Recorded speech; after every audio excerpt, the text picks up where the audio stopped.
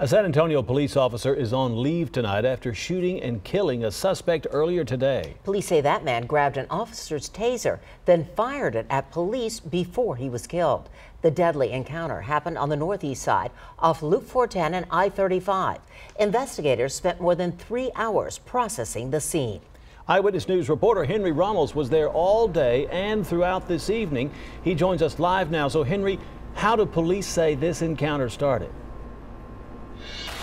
Jeff and Deborah, first off, police say the man stole a car, was parked on the access road, and was trying to take off the license plate. What happened next cost him his life.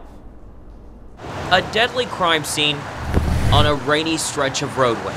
Fired multiple rounds. A man in his mid-30s, now dead.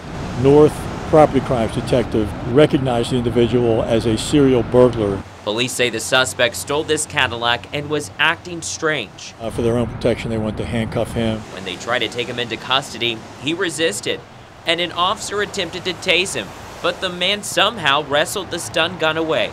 And tased the officer. And the cover officer there fired multiple rounds, and the suspect went down. The suspect died at the scene. The officer tased is okay and has been on the force for 14 years.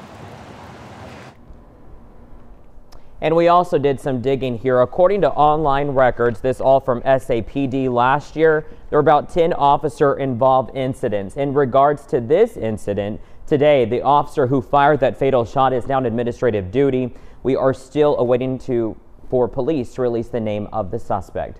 Live on the northwest side, Henry Ramos, KENS 5 Eyewitness News.